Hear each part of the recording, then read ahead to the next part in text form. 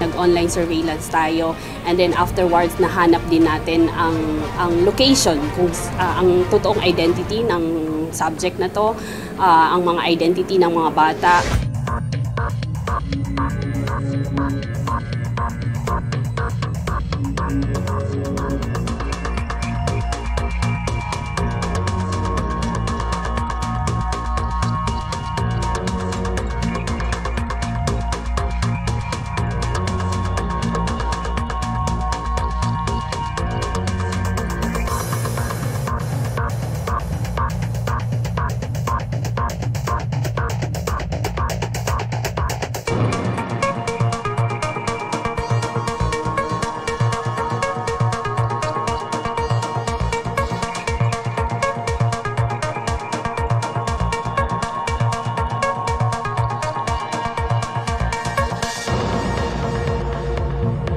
Hinuhubaran, tapos pinipicturan, binivideo, pinapakausap sa mga foreigners habang nakahubot-hubad.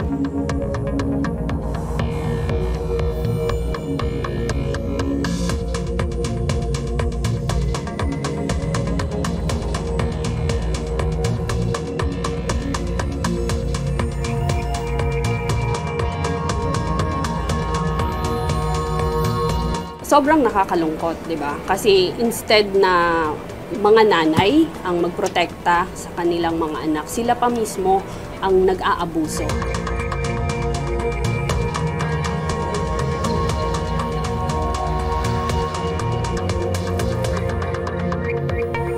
Goal natin sa operation na to ay hindi lang para hulihin yung subject, kundi i-rescue yung mga bata na na-exploit sa ganitong paraan.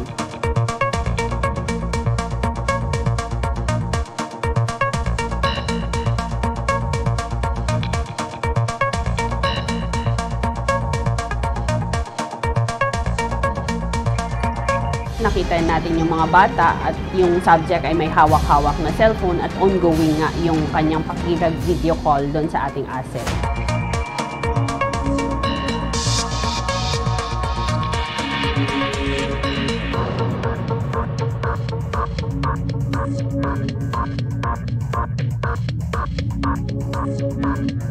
Sobrang dami na mga child sexual abuse and exploitation materials ang nakita natin sa kanyang mga devices. Kaya ito ay ang naging dahilan para arestuhin natin siya at dalhin sa Department of Justice para sampahan ng kaso.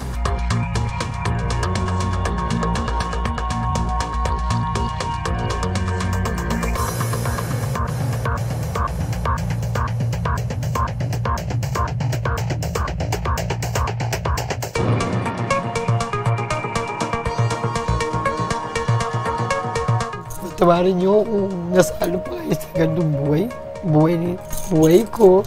Yung kahit makulong sir, ayan lang po nilang malaya yung dalawa kong anak.